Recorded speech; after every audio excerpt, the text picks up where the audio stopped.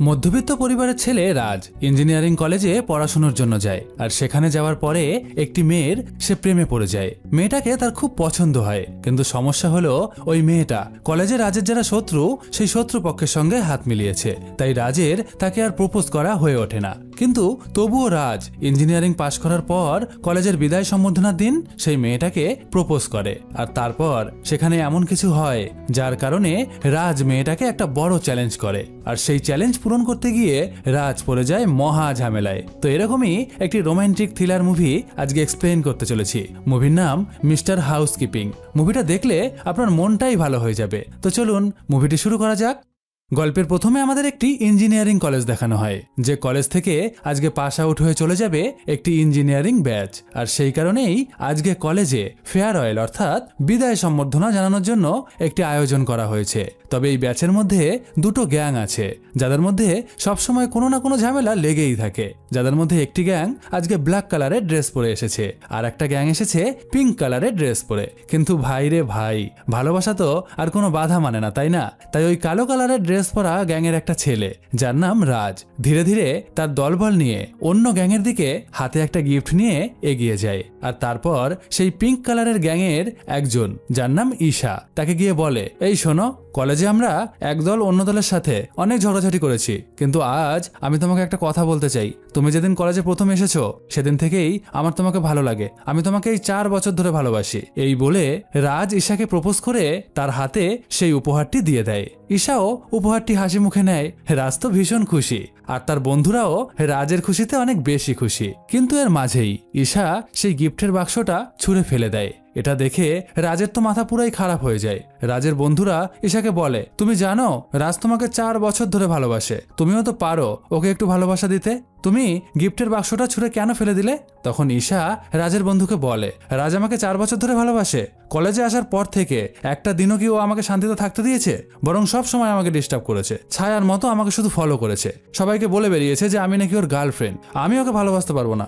রাজ ঈশাকে বলে, দেখো আমি অত প্যাচাল শুনতে চাই না, তুমি আমাকে ভালোবাসবে কিনা সেটা বলো। ঈশা বলে, তোমার মতো ছেলেকে আমি কেন? কোনো মেয়েই ভালোবাসবে না। তুমি যদি আমাকে ছাড়া মরেও যাও তাও আমি তোমাকে একদিনের জন্য ভালোবাসবো না। এই কথা শুনে রাজ আর কোনো কথা না বলে সোজা কলেজের ছাদের উপর উঠে যায়। সবাই তাকে আটকানোর চেষ্টা করে, কিন্তু রাজ কোনো কথাই শোনে না।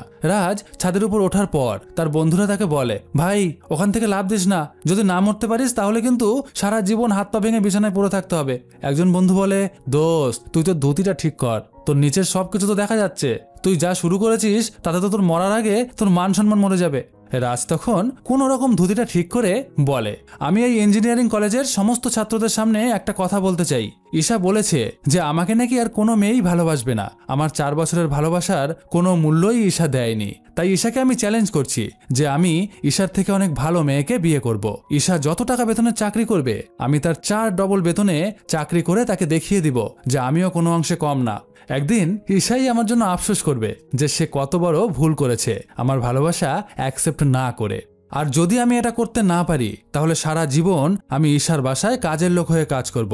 রাজকে বীরের মতো এইরকম চ্যালেঞ্জ করতে দেখে রাজের বন্ধুদের তো বুক ফুলে 72 ইঞ্চি চওড়া হয়ে যায়। এরপর কেটে যায় আরো 4টে বছর। একদিন রাজ তার বাসার ছাদে বসে খুব কান্না করতে থাকে আর বলতে থাকে, প্রেমা তুমি আমাকে এইভাবে একা করে কেন চলে যাচ্ছ? আমি তোমাকে ছাড়া কিভাবে বাঁচবো প্রেমা? এইসব কথা বলতে বলতে সে তার পাশের বাসার দিকে তাকায়, আর তখন আমরা দেখতে পাই যে পাশের বাসায় বিয়ে হচ্ছে। রাজও পাশের বাসার দিকে তাকিয়ে আরো বেশি দুঃখে ভেঙে পড়ে। সে তার নিজের কপাল নিজেই চাপড়াতে থাকে, আর তারপর কান্না করতে করতে সে পাউরুটির সঙ্গে কি যেন মিশিয়ে যখনই খেতে যাবে তখনই তার বন্ধুরা সেখানে এসে হাজির হয়। রাজ তার বন্ধুদের দেখে বলে, এই তোরা এক পাও আমার দিকে আগাবি না, তোদের সাথে আমার সমস্ত কথা শেষ, পরের জন্মে তোদের সাথে আমার আবার দেখা হবে, আমি এখন মরতে চাই। রাজের বন্ধুরা বলে, এক টুকরা পাউরুটি হাতে নিয়ে তুই কিভাবে মরবি? মরার পর কি ক্ষুধা লাগলো ওই পাউরুটিটা খাবি? রাজ বলে, না না, আমি তো এইটা খেয়েই মরবো, কারণ এই পাউরুটির সাথে আমি ইঁদুর মারা বিষ মিশাইছি। এই বলে সে যখন পাউরুটিটা খেতে যাবে তখন তার বন্ধুরা তাকে গিয়ে ধরে ফেলে। রাজের আর মরা হয়ে ওঠে না। তখন রাজ তার বন্ধুদের বলে, দোস্ত তোরা আমাকে কেন বাঁচাইলি? আমি প্রেমাকে ছাড়া কিভাবে বাঁচবো তোরাই বল।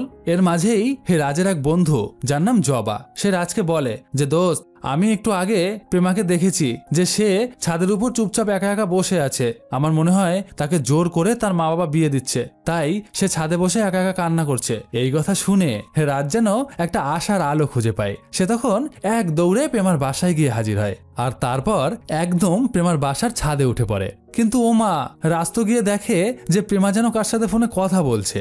এবার প্রেমা রাজকে দেখে বলে, কি ব্যাপার, তুমি এখানে কি করতে এসেছো? তুমি জানো না যে আমার বিয়ে ঠিক হয়ে গেছে? রাজ বলে, প্রেমা, আমি জানি যে তোমাকে তোমার মা বাবা জোর করে এই ছেলের সাথে বিয়ে দিচ্ছে। জবা আমাকে সব বলেছে যে তুমি একটু আগে চুপচাপ মন মরা হয়ে ছাদে বসেছিলে। আমি তোমাকে নিয়ে এক্ষুনি পালিয়ে যাব। তুমি শুধু একবার বলো যে তুমি আমাকে বিয়ে করতে রাজি তো? প্রেমা বলে, আরে বুদ্ধু, এটা অ্যারেঞ্জ ম্যারেজ হচ্ছে না, এটা তো লাভ ম্যারেজ। আমি তো পীযূষকে 1 বছর ধরে ভালোবাসি। এই দেখো, আমি 1 বছর ধরে পীযূষের সাথে কত কথা বলেছি। এই বলে প্রেমা তার ফোনটা রাজের হাতে দেয়। রাজ তো পীযূষের সাথে প্রেমার এত গভীর প্রেমালাপের মেসেজ দেখে মাথা পুরাই খারাপ হয়ে যায়। তার মানে প্রেমা এতদিন রাজের সাথে মিথ্যে ভালোবাসার নাটক করেছিল, তাকে ঠকিয়েছে। সে তখন প্রেমার ফোনটা আছাড় মেরে ভাঙতে গিয়েও ভাঙে না। প্রেমাকে সে ফোনটা ফেরত দিয়ে দেয়। প্রেমা বলে, হয়েছে শান্তি, এবার এখান থেকে তুমি চলে যাও, আর জীবনে কখনো তুমি তোমার এই বলদা মার্কা মুখ নিয়ে আমার সামনে আসবা না। এই বলে প্রেমা রাজের সামনে দিয়ে দূরে সরে যায় আর রাজও তার বাসায় ফিরে আসে। কিন্তু রাজের তো কোনো কিছুতেই শান্তি নেই। রাজের বাবার কাছে কে যেন বলে দিয়েছে যে রাজ প্রেমার বাসায় গেছে। এদিকে রাজের পরিবারের সঙ্গে প্রেমার বাসার তো ঝামেলা, তাই রাজের বাবা চায় না যে রাজ প্রেমার সাথে কথা বলুক। তাই ছেলে বাসায় আসার পরই তাকে সে আচ্ছা মতো ধোলাই করতে শুরু করে। রাজের মা আর ছোট বোন তখন কোনো রকম তার বাবাকে সামলায়, আর রাজ রুমের ভিতরে গিয়ে দরজা বন্ধ করে চুপচাপ বসে থাকে। পরদিন সকালে সে তার এক বন্ধু প্রকাশের সাথে একটি কাজে বাসার বাহিরে যায়। কিন্তু রাজের এত কষ্ট প্রকাশের সহ্য হয় না, তাই সে প্রকাশকে বলে, দোস্ত, প্রেমার জন্য আর মন খারাপ করে থাকিস না, তোকে আমি একটা আইডিয়া দিচ্ছি, দেখবি মন পুরা ভালো হয়ে যাবে। সোশ্যাল মিডিয়ায় পেইড প্রিয়াঙ্কা বলে একটা আইডি আছে। তোর যখন মন খারাপ লাগবে তখন তুই ওই আইডিতে গিয়ে নক দিবি। সে অল্প কিছু টাকার বিনিময়ে তোর সাথে ভিডিও কলে কথা বলতে রাজি হয়ে যাবে, আর তারপর তুই যা বলবি সে তাই করবে। ওর সাথে কথা বললে আমি 100% গ্যারান্টি দিচ্ছি তোর মনটা ভীষণ ভালো হয়ে যাবে। এরপর রাজ বাসার সামনে এসে দেখে যে প্রেমার বিয়ে হয়ে গেছে, সে শ্বশুর বাড়ি চলে যাচ্ছে। রাজের মনটা ভীষণ খারাপ হয়ে যায়, আর এই মন খারাপ নিয়েই আজকের দিনটা তার কেটে যায়। পরদিন সকালে রাজ তার বাবাকে যেখানে সে কাজ করে সেখানে আগিয়ে দিয়ে আসে। রাজের বাবা বাস কন্ট্রাক্টর। এরপর সে তার বোন সঙ্গীতাকে কলেজে যাওয়ার জন্য বাস স্টপে আগাতে যায়, আর তারপর সে বাসায় ফিরে যায়। আর ওই রাতে রাজ প্রেমাকে খুব মিস করতে থাকে। সে প্রেমার ছবিটা খুব ভালোভাবে তার ফোনে দেখতে থাকে, আর তার মনটা আবারও দুঃখে ভরে যায়। আর তখন তার মনে পড়ে যায় তার বন্ধু প্রকাশের কথা। সে বলেছিল যে মন খারাপ হলে পেইড প্রিয়াঙ্কা নামে একটা মেয়েকে নক দিতে। রাজ তখন তার ফোন থেকে পেইড প্রিয়াঙ্কাকে সোশ্যাল মিডিয়ায় নক দিতে চায়, কিন্তু তার ইন্টারনেট ব্যালেন্স শেষ হয়ে গেছে। তাই সে লুকিয়ে লুকিয়ে তার বাবার ফোনটা নিয়ে পেইড প্রিয়াঙ্কাকে ভয়েস মেসেজ পাঠায়। সঙ্গে সঙ্গেই পেইড প্রিয়াঙ্কা রিপ্লাই দেয়। সে বলে, যদি আমার সঙ্গে ভিডিও কলে কথা বলতে চাও তাহলে এখনই আমাকে 300 টাকা পাঠাও। রাজ বলে, আমার কাছে তো 300 টাকা নেই, 199 টাকায় হবে। প্রিয়াঙ্কা রাজের কথায় রাজি হয়ে যায়। সে বলে, ঠিক আছে, পাঠাও। তখন তার বাবার ফোন থেকে রাজ 199 টাকা পেইড প্রিয়াঙ্কাকে পাঠিয়ে দেয়। পেইড প্রিয়াঙ্কা সঙ্গে সঙ্গে ভিডিও কল করে। রাজ নিজের মাথার চুলটা ভালোভাবে ঠিক করে ভিডিও কল রিসিভ করে, কিন্তু রাজ কিছুই দেখতে পায় না। রাজ বলে, এ কি, তোমার ঘর অন্ধকার কেন? ঘরের লাইটটা অন করো, আমি তোমাকে একটু দেখি। আর ঠিক এই সময় রাজের বাবা রাজের রুমে ঢোকে। রাজ তার বাবাকে দেখে ফোনটা বুকের উপর রেখে ঘুমের নাটক করে চুপচাপ শুয়ে থাকে। রাজের বাবা ওয়াশরুমে যায়, আর তারপর গোসল করে ওয়াশরুম থেকে বেরিয়ে ছেলে ঘুমিয়ে রয়েছে দেখে তার সামনেই সে তার ড্রেস চেঞ্জ করতে থাকে, কারণ ছেলে তো ঘুমিয়ে আছে, সে তো কিছুই দেখতে পাবে না। কিন্তু ভাই, যা ঝামেলা হওয়ার তা তো হয়েই গেছে। একটু পরে রাতের ডিনার করার আগে রাজ যখন তার বাসায় বসে সবার সঙ্গে টিভি দেখছিল, তখন হঠাৎই রাজের বাবার ফোনে একটা মেসেজ আসে। রাজ ভাবে যে হয়তো পেইড প্রিয়াঙ্কা নক দিয়েছে তার সঙ্গে ভিডিও কলে কথা বলার জন্য, তাই সে ধীরে ধীরে তার বাবার ফোনটা হাতে তুলে নেয়। আর তারপর সে যা দেখে তা দেখে তো তার পায়ের তলা থেকে মাটি সরে যায়। পেইড প্রিয়াঙ্কা তাকে একটা ভিডিও পাঠিয়েছে, আর এই ভিডিওটা প্রিয়াঙ্কার কোনো ভিডিও না, এটা রাজের বাবার ভিডিও। আসলে রাজের বাবা যখন প্রিয়াঙ্কার সাথে রাজ কথা বলছিল তখন হঠাৎ করেই তার রুমে ঢুকে পড়ে। রাজ তখন তার বাবাকে দেখে কলটা ডিসকানেক্ট না করেই ফোনটা বুকে নিয়ে ঘুমের নাটক করছিল। আর ঠিক তখন কোনোভাবে তার ফোনে টিপ লেগে ফ্রন্ট ক্যামেরার অপশনটা ব্যাক ক্যামেরায় চলে যায়। আর পেইড প্রিয়াঙ্কা তার বাবার ড্রেস চেঞ্জ করার সমস্ত ভিডিওটাই তার ফোনে রেকর্ড করে রাখে, আর সেই ভিডিওটা রাজকে সে পাঠিয়েছে। এরপর প্রিয়াঙ্কা রাজকে একটা টেক্সট পাঠায়। সে বলে যে আমাকে যদি 5,000 টাকা তুমি এক্ষুনি না পাঠাও তাহলে আমি এই ভিডিও সোশ্যাল মিডিয়ায় পাবলিশ করে দিব। বোঝো ঠেলা, এ তো মরার উপর খাড়ার ঘা। রাজ ধীরে ধীরে তার বাবার দিকে তাকায়, আর তারপর রাজ প্রিয়াঙ্কাকে বলে, প্রিয়াঙ্কা প্লিজ এই গরিব মানুষটাকে ব্ল্যাকমেল করো না, আমি তোমাকে 5,000 টাকা দিয়ে দিব, তুমি প্লিজ ভিডিওটা ডিলিট করে দিও। আর এই 5,000 টাকা জোগাড় করার জন্য পরদিন সকালেই সে তার বন্ধু প্রকাশকে নিয়ে কাজ খুঁজতে বাহিরে বেড়ায়। আর তারপর সে একটি এজেন্সির সঙ্গে যোগাযোগ করে যারা অন্যান্য লোকেদের বাসায় কাজ করার জন্য লোক সরবরাহ করে থাকে। রাজ সেখানে গিয়ে নাম লেখায়। এরপর সে একটা কাজও পেয়ে যায়। রাজকে ওই এজেন্সি একটা বাসার ঠিকানা দেয় এবং সেখানে গিয়ে যোগাযোগ করতে বলে। রাজও সেই ঠিকানা ধরে সেই বাসায় গিয়ে হাজির হয়। বাসার কলিং বেল প্রেস করে আর সঙ্গে সঙ্গেই একজন এসে বাসার দরজা খোলে। আর তারপর রাজ যাকে দেখতে পায় তাকে দেখে তো রাজের প্রায় বেহুশ হয়ে যাওয়ার পালা। দরজার ওপাশে দাঁড়িয়ে আছে ঈশা, যাকে রাজ কলেজে বসে একদিন চ্যালেঞ্জ করেছিল যে সে ঈশার থেকেও ভালো একজন মেয়েকে বিয়ে করবে এবং ঈশার থেকেও অনেক বেশি টাকা সে উপার্জন করবে। ঈশাকে দেখে রাজের তো অবস্থা পুরাই খারাপ, আর এদিকে ঈশার রাজকে দেখে মনে পড়ে যায় সেই চ্যালেঞ্জের কথা। এরপর ঈশা রাজকে বাসার ভিতর নিয়ে যায়। রাজ চোরের মতো ঈশার দিকে তাকিয়ে থাকে, কিন্তু ঈশা এমন ভাব করে যে সে রাজকে চেনেই না। ঈশা রাজকে বলে, এই যে হ্যালো মিস্টার, আমার নাম ঈশা, আমি একটা বড় কোম্পানিতে কাজ করি, অনেক টাকা বেতন আমার, বাবা মা বিদেশে একটা কাজের জন্য গেছে, 6 মাস পর তারা বাসায় ফিরবে। এদিকে জ্যোতি বলে একটা মেয়ে আমার বাসায় কাজ করত, সেও এখন আর আমার বাসায় কাজ করতে পারবে না, তার একটা সমস্যা আছে, তাই আমার আরেকটি কাজের লোকের প্রয়োজন। সেই কারণেই আমি ওই এজেন্সির সাথে কথা বলেছিলাম। তুমি যদি আমার বাসায় কাজ করতে চাও তাহলে কিছু নিয়ম মানতে হবে। প্রথম, আমার বাসায় 12 ঘন্টা তোমাকে কাজ করতে হবে, প্রতি মাসে 10,000 টাকা করে দিব, তোমার সঙ্গে আমার 6 মাসের এগ্রিমেন্ট করা থাকবে, এর মধ্যে কাজ ছেড়ে চলে যাওয়া যাবে না, আর প্রথম মাসের টাকা আমি তোমাকে অ্যাডভান্স দিয়ে দিব। রাজ রাজি হয়ে যায়। আর তখন ঈশা বলে, কিন্তু তার আগে আমার একটা কন্ডিশন আছে, জ্যোতি তোমার ইন্টারভিউ নেবে যে তুমি বাসার কাজ কত ভালো করতে পারো। এরপর জ্যোতি রাজের ইন্টারভিউ নেওয়া শুরু করে। সে রাজকে বলে, ওই পোলা বলতো এই বাসার হলঘর মুছতে কতটা পরিমাণ পানির প্রয়োজন? রাজ বলে, পানির হিসাব দিয়ে কি হবে, যতটা পানি লাগবে আমি সেই পানি দিয়েই ঘর মুছে দিব। ও তাই বুঝি, আচ্ছা বলতো চিকেন রান্না করতে কি কি লাগে? ময়লা আবর্জনা রাখার ব্যাগ সবসময় কালো কেন হয়? কিন্তু রাজ কোনো উত্তরই দিতে পারে না। তখন জ্যোতি ঈশাকে বলে, ম্যাডাম এর দ্বারা কাজ হবে না, এ তো কোনো কাজই জানে না। এই কথা শুনে রাজ জ্যোতি আর ঈশার হাত পা ধরা শুরু করে দেয়। সে বলে, ম্যাডাম আমার যদি এই কাজটা না হয় তাহলে আমি বড় বিপদে পড়ে যাব, প্লিজ আমাকে এই কাজটা দিয়ে দিন। ঈশা তখন রাজকে তার বাসায় কাজের লোক হিসাবে নিয়োগ করার জন্য রাজি হয়ে যায়। রাজ এগ্রিমেন্ট পেপারে সাইন করে। আর তারপর রাজ ঈশাকে বলে, ঈশা আমি তোমাকে কলেজ লাইফে অনেক জ্বালিয়েছি, কিন্তু আমার অনুরোধ তুমি সেই প্রতিশোধ তোমার বাসায় কাজ করার সময় নিও না প্লিজ। আর আমি যে তোমার বাসায় কাজ করি এটা আমার কলেজের বন্ধুদেরও বলো না, তাহলে আমার মান সম্মান সব ধুলোয় মিশে যাবে। ঈশা বলে, আরে মিস্টার এসব আমার কাজ না, আমি কাউকে কেনই বা বলতে যাব, তাছাড়া তুমি আমার বাসার কাজের লোক, মন দিয়ে বাসায় কাজ করবে, ব্যাস এইটুকুই তোমার সাথে আমার সম্পর্ক।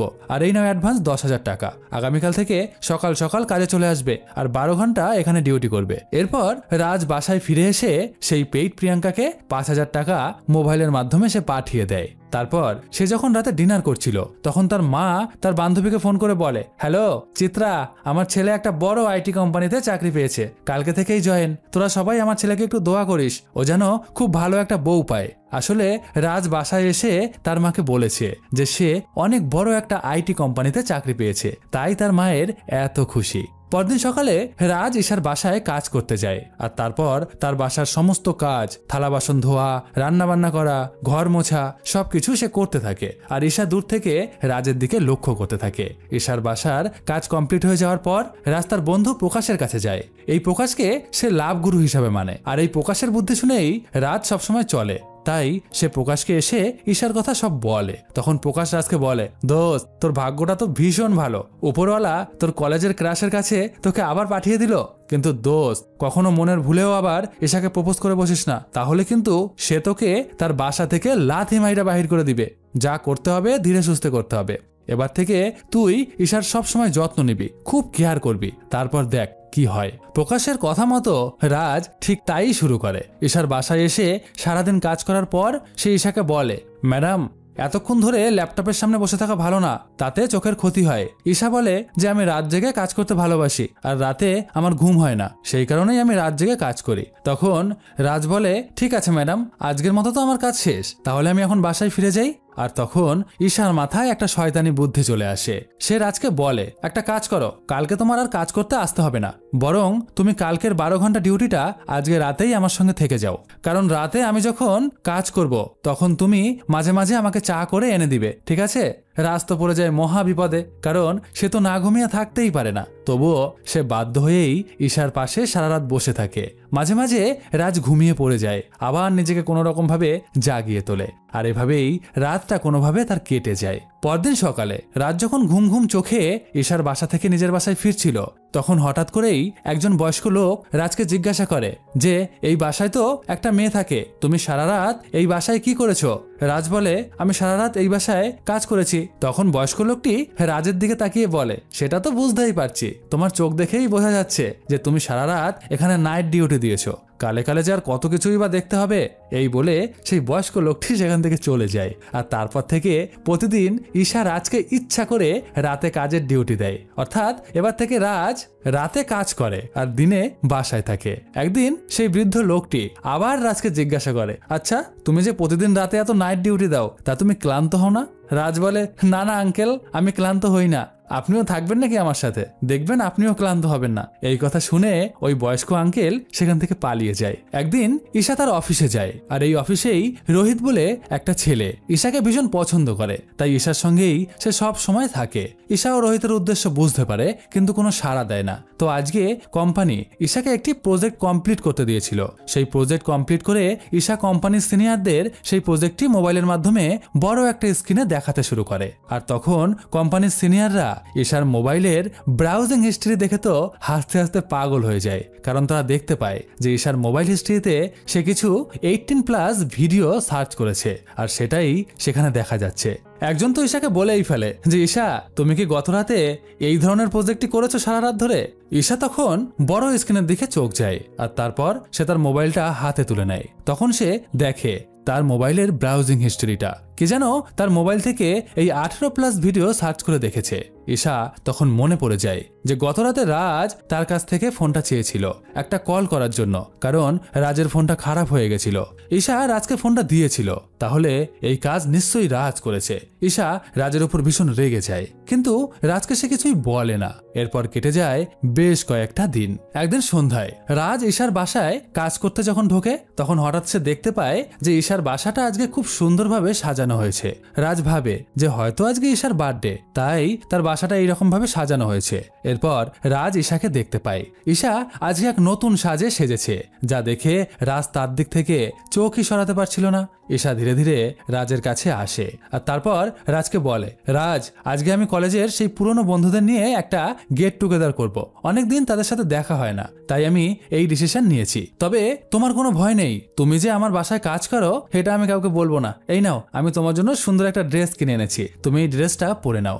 রাজ ড্রেসটা পরে নেয়, আর তারপর একে একে কলেজের সমস্ত বন্ধুরা ঈশার বাসায় আসে। তাদের সাথে রাজের আলাপও হয়। রাজ পুরনো বন্ধু পেয়ে আজকে ভীষণ খুশি, তাই তাদের সঙ্গে সে গল্প গুজবে মেতে থাকে।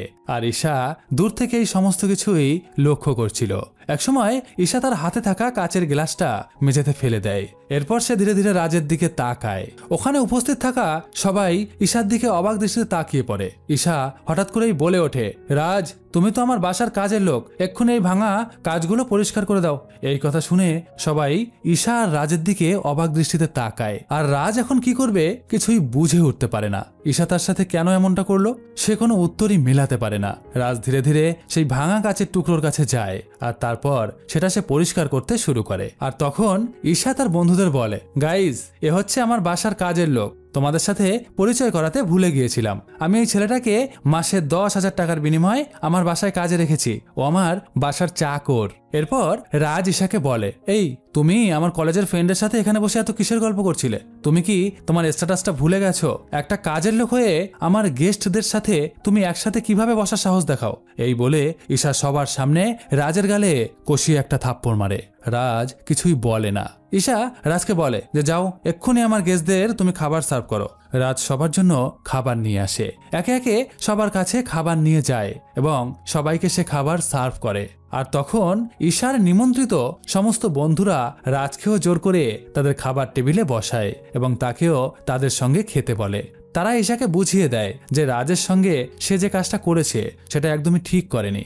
ঈশাও বুঝতে পারে যে রাজের সাথে তার এতটা খারাপ ব্যবহার করা উচিত হয়নি। তাই পার্টি শেষ হয়ে যাওয়ার পর ঈশা রাজকে বলে, রাজ সরি, আমার তোমাকে এতটা অপমান করা উচিত হয়নি। আসলে তুমি সেদিন আমার কাছ থেকে ফোন চেয়ে নিয়ে আমার ফোন দিয়ে বাজে ভিডিও দেখেছো, আর সেই কারণে কোম্পানিতে আমার অনেক হেনস্থা হতে হয়েছে, আর সেই রাগের বশেই আমি এটা করে ফেলেছি। রাজ তখন বলে যে ঈশা, সেদিন আমি তোমার ফোনটা নিয়েছিলাম ঠিকই, কিন্তু আমি তোমার ফোনে কোনো বাজে ভিডিও দেখিনি। রোহিত নামে কেউ একজন তোমার ফোনে কোনো একটা লিঙ্ক পাঠিয়েছিল, আর ভুল করেই সেই লিঙ্কে আমি ক্লিক করে ফেলি। আমি তখন ভিডিওটা বন্ধ করার চেষ্টা করি, কিন্তু তোমার ফোন প্যাটার্ন লক ছিল, তাই আমি ভিডিওটা বন্ধ করতে পারি না। রাজের কথা শুনে ঈশা তার ফোনটা ভালোভাবে দেখে, আর তখন দেখে যে হ্যাঁ, তার কোম্পানির কলিগ রোহিত সত্যিই তাকে কিছু বাজে ভিডিওর লিঙ্ক পাঠিয়েছিল। ঈশা তার ভুল বুঝতে পারে। সে তখন রাজকে বলে, রাজ আমার খুব ভুল হয়ে গেছে, তুমি আমাকে প্লিজ ক্ষমা করে দাও।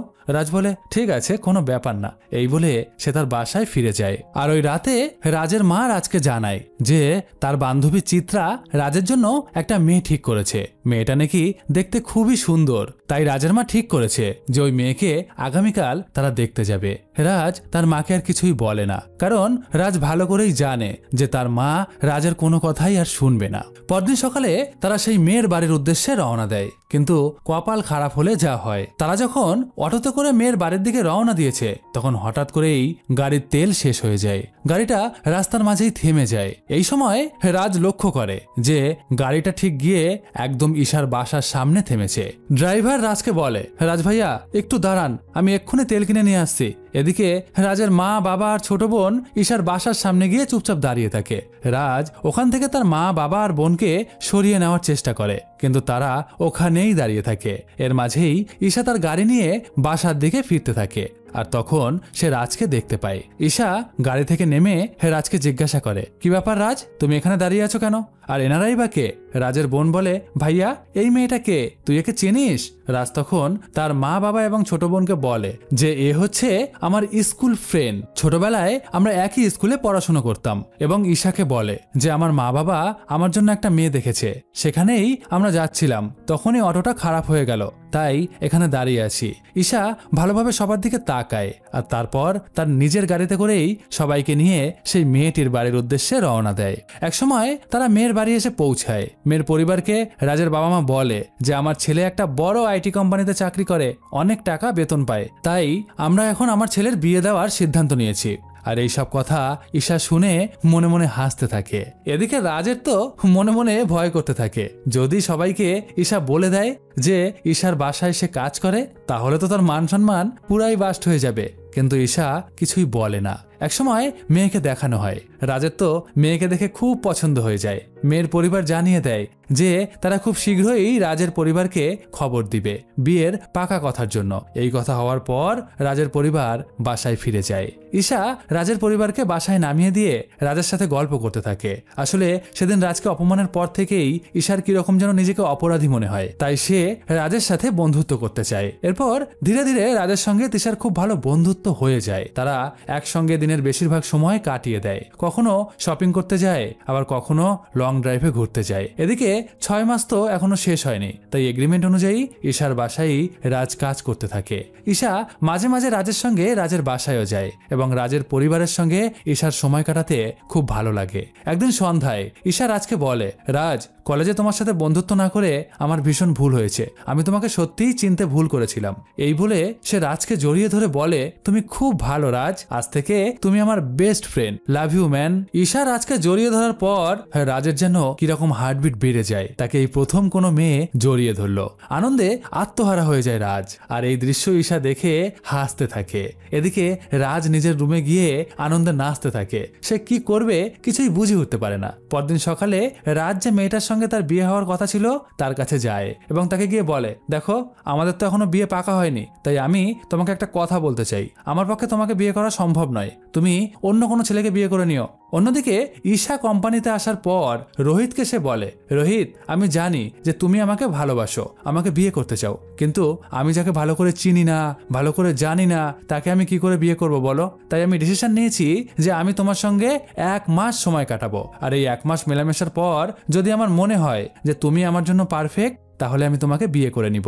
রোহিত ঈশার কথায় রাজি হয়ে যায়, কিন্তু ব্যাপারটা কি, রাজু তো তার বিয়ে ভেঙে চলে এসেছে, আর অন্যদিকে ঈশা রোহিতের সঙ্গে সম্পর্ক তৈরি করার কথা বলছে। তো আসল ব্যাপারটা কি সেটা জানতে হলে আমাদের আর একটু অপেক্ষা করতে হবে।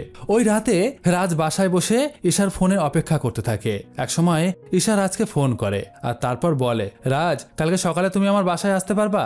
রাজ ঈশার কথায় রাজি হয়ে যায়, আর পরদিন সকালেই সে ঈশার বাসায় এসে হাজির হয়। কলিং বেল প্রেস করে, কিন্তু দরজা খোলে একজন মহিলা। রাজ তাকে জিজ্ঞাসা করে যে আন্টি ঈশা বাসায় নেই? মহিলা বলে যে না, ঈশা বাসায় নেই, সে একটা কাজে বাইরে বেরিয়েছে। আচ্ছা তোমার নাম কি রাজ? রাজ বলে, হ্যাঁ আমার নাম রাজ। তখন সেই মহিলা রাজকে বলে, ও ঠিক আছে, তুমি ভিতরে আসো, ঈশা তোমার সম্বন্ধে আমাদের সবকিছু বলেছে। আমি ঈশার মা আর উনি হচ্ছে ঈশার বাবা। রাজ তখন ঈশার বাবাকে বলে, হাই আঙ্কেল, কেমন আছেন? ঈশার বাবা রাজকে বলে, হ্যাঁ ভালোই আছি, তুমি ভালো আছো? রাজ বলে, হ্যাঁ আমিও ভালো আছি। এরপরই ঈশার মা রাজকে তার কিচেনের জায়গায় নিয়ে যায় এবং রাজকে বলে, রাজ দেখো তো আমার মাইক্রোওভেনটা খারাপ হয়ে গেছে, তুমি ঠিক করে দিতে পারো কিনা? ঈশা বলেছিল যে শেষবার তুমিই নাকি মাইক্রোওভেনটা ঠিক করেছিলে। রাজ ভালোভাবে মাইক্রোওভেনের দিকে তাকায় আর তারপর সে ঈশার মাকে বলে, আন্টি আমি একটু বাইরে যাচ্ছি, একটু ফোন করে এখনই চলে আসবো। এই বলে সে বাহিরে আসে, ঈশাকে ফোন করে এবং তাকে বলে, ঈশা তুমি আমাকে ফোন করে বাসায় আসতে বলে কোথায় চলে গেছো? ঈশা বলে, রাজ আমার অফিসে খুব ইম্পর্টেন্ট একটা কাজ পড়ে গেছে। আচ্ছা আগেরবার তো তুমিই আমাদের মাইক্রোওভেনটা ঠিক করে দিয়েছিলে, তাই আমি মাকে বলেছি যে তুমি হয়তো মাইক্রোওভেনটা ঠিক করে দিতে পারো, একটু চেষ্টা করে দেখো না প্লিজ, যদি তোমার কোনো সমস্যা না থাকে। রাজ তখন বলে, না না কোনো সমস্যা নেই, আমি এখনই ঠিক করে দিচ্ছি। এরপর রাজ মাইক্রোওভেনটি ঠিক করে দেয়। এরপর কেটে যায় আরো বেশ কয়েকটা দিন, কিন্তু রাজ তো বেকার। ঈশার মা বাবা বাসায় ফিরে এসেছে, রাজের 6 মাসের এগ্রিমেন্টও শেষ হয়ে গেছে, তাই রাজ সবসময় ঈশার সঙ্গে সঙ্গেই থাকে। রাজ ঈশাকে খুব ভালোবেসে ফেলে। একদিন ঈশা রাজকে বলে, রাজ তুমি তো ইঞ্জিনিয়ারিং পাশ করেছো, তাই আমি ভাবছি যে আমার রেফারেন্সে তোমাকে আমার কোম্পানিতে একটা ইন্টারভিউ দেওয়াবো, আর তারপর যদি তুমি ইন্টারভিউতে সিলেক্ট হয়ে যাও তাহলে তুমি আমার কোম্পানিতে একটা ভালো জব পেয়ে যাবে। এই কথা শুনে রাজ তো ভীষণ খুশি হয়ে যায়, কারণ যদি রাজ ওই কোম্পানিতে জব পেয়ে যায় তাহলে সে সারাদিন ঈশার সঙ্গেই থাকতে পারবে। একসময় রাজ ওই কোম্পানিতে ইন্টারভিউও দেয়, আর তারপর সেই কোম্পানিতে রাজ জবও পেয়ে যায়। আর তখন রাজ লক্ষ্য করে যে ঈশা রোহিত নামে একটি ছেলের সঙ্গে খুব বেশি মেলামেশা করে। রাজের এটা ভালো লাগে না, কিন্তু সে তবুও ঈশাকে কিছুই বলে না। একদিন হঠাৎ ঈশা রাজকে বলে, রাজ কালকে সকাল 10টার মধ্যে তুমি আমার বাসায় চলে আসবা, কালকে আমার বিয়ের বিষয়ে আমার বাসায় একটা আলোচনা আছে। রাজ বুঝে যায় যে ঈশাকে নিজের করে পেতে আর তার বেশি দেরি নেই, তাই সে তখনই প্রকাশের সঙ্গে দেখা করে এবং তাকে সব বিষয়টা জানায় এবং প্রকাশকে বলে আগামীকাল সকালে প্রকাশ যেন রাজের সাথে ঈশাদের বাসায় যায়। পরদিন সকালে রাজ রেডি হয়ে ভগবানকে প্রণাম করে এবং বলে, হে ভগবান, যদি ভালোই ভালোই বিয়েটা হয়ে যায় তাহলে আমার প্রথম সন্তানের নাম তোমার নামে রাখবো। এই বলে সে তার বন্ধুকে নিয়ে ঈশাদের বাসায় যায়। আর সেখানে গিয়ে রাজ যা দেখে সেটা দেখার জন্য রাজ একদমই প্রস্তুত ছিল না। সে দেখে যে রোহিত তার মা বাবাকে নিয়ে ঈশাদের বাসায় এসেছে রোহিতের সঙ্গে ঈশার বিয়ের কথাবার্তা বলার জন্য। এই দৃশ্য দেখে রাজ সেখানে আর এক মুহূর্তও দাঁড়ায় না। সে প্রকাশকে নিয়ে ঈশাদের বাসার ছাদে গিয়ে চুপচাপ দাঁড়িয়ে থাকে। আর তখন ঈশা সেখানে আসে। রাজ আর নিজেকে সামলাতে পারে না। সে ঈশাকে বলে, ঈশা আমি জানতাম যে এই রোহিত বলে ছেলেটা তোমার ব্রেন ওয়াশ করে দিবে। তুমি যখন ওর সঙ্গে বেশি মেলামেশা শুরু করেছো তখনই আমি বুঝতে পেরেছি। ঈশা আমরা দুজন দুজনকে ভালোবাসি, তাহলে তুমি কেন রোহিতকে বিয়ে করার জন্য বাসায় নিয়ে এসেছো? ঈশা বলে, আমি তোমাকে কবে বলেছি যে আমি তোমাকে ভালোবাসি? কেন, তোমার মনে নেই আমার বাসার ছাদে বসে তুমি আমাকে জড়িয়ে ধরে বলেছিলে যে লাভ ইউ ম্যান? আর তারপর থেকে তুমি তো মাঝে মাঝেই আমাকে লাভ ইউ ম্যান বলতে। তুমি কি পাগল হয়ে গেছো রাজ? আমি তোমাকে কেন লাইফ পার্টনার করব? আমি তো শুধুমাত্র তোমাকে আমার বেস্ট ফ্রেন্ড ভাবি। আর লাভ ইউ ম্যান এটা তো সবাইকে বলা যায়। আই লাভ ইউ এই কথাটার মানে হচ্ছে আমি তোমাকে ভালোবাসি। আমি কি কোনোদিন তোমাকে বলেছি যে আই লাভ ইউ? রাজ বলে, দেখো অত কিছু আমার মাথায় ঢুকবে না, আমি তোমাকে ভীষণ ভালোবাসি। আমি তোমার এই বিয়ে ভেঙে দিব। আমি এখনই আন্টিকে গিয়ে বলবো যে আমি তোমাকে বিয়ে করতে চাই। এই কথা শুনে ঈশা রাজের গালে একটা কষিয়ে থাপ্পড় মারে আর বলে, আমি তোমাকে কখনো ভালোবাসিনি, আমি শুধু তোমাকে আমার বেস্ট ফ্রেন্ড ভাবতাম। তাছাড়া যে আমার ওয়াশরুম পরিষ্কার করতো একসময়, তাকে আমি বেডে নিয়ে কি করে শোবো? আজকে থেকে আমি তোমার সাথে আমার বন্ধুত্বের সম্পর্ক শেষ করলাম। তুমি এখন থেকে কখনো আমার সামনে আসবে না। এখান থেকে এক্ষুনি বেরিয়ে যাও। প্রকাশ তখন রাজকে নিয়ে সেখান থেকে চলে যায়, কিন্তু রাজ কারোর সাথে আর কোনো কথা বলে না। সে চুপচাপ বসে থাকে। বন্ধুরা তাকে বোঝানোর চেষ্টা করে, কিন্তু রাজ কিছুতেই কিছু বুঝতে চায় না। অন্যদিকে ঈশা রোহিতকে নিয়ে খুব ভালোই আছে। আগামী মাসে তাদের বিয়ে, তাই রোহিত একদিন ঈশাকে তার বান্ধবীদের সাথে দেখা করতে নিয়ে যায়। আর তখন রোহিত তার বান্ধবীদের উদ্দেশ্যে বলে, গাইজ আমি খুব তাড়াতাড়ি স্বামী হতে চলেছি, তোমরা সবাই আমার জন্য উইশ করো। তখন ওই বান্ধবীদের মধ্যে থেকে একজন ঈশাকে জিজ্ঞাসা করে, তুমি ড্রিঙ্ক করো ঈশা? ঈশা বলে যে না, আমি সবসময় ড্রিঙ্ক করি না। এরপর রোহিতের বান্ধবীরা রোহিতের সঙ্গে কথা বলতে থাকে। এক বান্ধবী রোহিতকে বলে, কি ব্যাপার রোহিত, হঠাৎ করেই বিয়ের সিদ্ধান্ত কেন নিলি? তুই তো অনেক মেয়ের সাথে লিভ টুগেদারে ছিলি। সুয়েতার সঙ্গে লিভ টুগেদারে 1 বছর ছিলি, দীপ্তির সাথে আরো 1 বছর ছিলি লিভ টুগেদারে, ঈশার সঙ্গেও 1 বছর লিভ টুগেদারে থাকতে পারতি। তারপর যদি ঈশাকে ভালো লাগতো তাহলে বিয়ে করে নিতি। আর এইসব কথা শুনে ঈশার যেন মাথায় আকাশ ভেঙে পড়ে। সে সেই মুহূর্তেই ওখান থেকে বেরিয়ে যায়। রোহিত সঙ্গে সঙ্গে বাইরে বেরিয়ে আসে এবং ঈশাকে জিজ্ঞাসা করে, ঈশা তুমি হঠাৎ করে চলে যাচ্ছ কেন, কি হয়েছে? ঈশা তখন রোহিতকে বলে, তুমি দীপ্তি বলে একটা মেয়ের সাথে লিভ টুগেদারে 1 বছর কাটিয়েছো, শ্বেতা বলে আর একটা মেয়ের সাথে আরো 1 বছর কাটিয়েছো। কই সেই কথা তো তুমি আমাকে কোনোদিন বলনি। আরে এই সামান্য ব্যাপারটা আমি তোমাকে কি বলবো বলো? আমি যেদিন থেকে তোমাকে প্রপোজ করেছি সেদিন থেকে আমি আর কারো সাথে লিভ টুগেদারে থাকি না। তাছাড়া লিভিং পার্টনার আর বউয়ের মধ্যে তো পার্থক্য আছে, তাই না?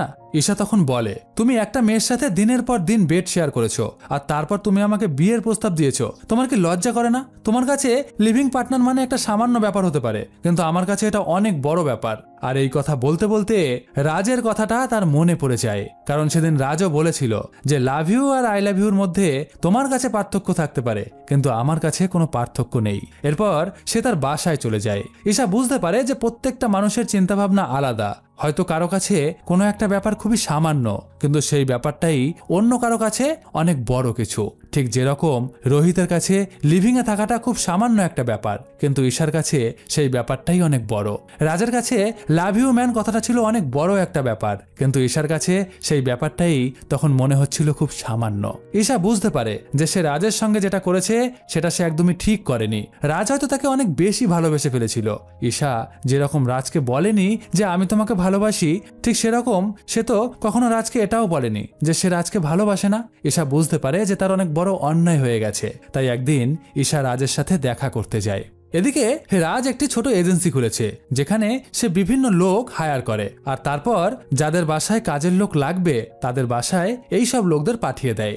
আর সে যে কোম্পানিতে কাজ করত সেই কোম্পানি থেকে সে রিজাইন নিয়েছে, যাতে ঈশার সাথে তার কোনোদিনও দেখা না হয়। এদিকে ঈশা রাজের কাছে গিয়ে বলে, রাজ 7-8 মাস আগে আমার বাসায় একটা ছেলে কাজের লোক হিসাবে কাজ করত, সেই ছেলেটাকে আমি কি আমার বাসায় সারা জীবনের জন্য নিয়ে যেতে পারি? রাজ তখন ঈশাকে পরিষ্কার ভাষায় জানিয়ে দেয় যে রাজের মনে কোনো সিম্প্যাথির আর জায়গা নেই, তুমি এখন এখান থেকে আসতে পারো। ঈশা তখন বলে যে রাজ আমি বুঝতে পেরেছি যে কোনো কাজই ছোট নয়, যে মানুষটা বাসার কাজের লোক হিসাবে কাজ করতে পারে, যে মানুষটা আমার ওয়াশরুম পরিষ্কার করতে পারে, সেই মানুষটার সঙ্গে বেডও শেয়ার করা যায় যদি মানুষটি সঠিক হয়, ভালোবাসতে জানে। আমি হয়তো বুঝতে অনেক দেরি করে ফেলেছি, কিন্তু সব শেষে ঠিকই বুঝতে পেরেছি। এই বলে ঈশা রাজকে জড়িয়ে ধরে আর তারপর রাজকে বলে আই লাভ ইউ রাজ, কিন্তু রাজ আর কোনো উত্তরই দেয় না। আর এখানেই মুভিটি শেষ হয়ে যায়। তো কেমন লাগলো আজকের মুভিটি অবশ্যই কমেন্ট করে জানান। ভালো লাগলে লাইক করুন, সাবস্ক্রাইব করুন এবং বন্ধুদের সাথে শেয়ার করে দিন। খুব শীঘ্রই আবার আসছি নতুন আরেকটি ভিডিও নিয়ে। ততক্ষণের জন্য সবাই খুব ভালো থাকবেন। টাটা।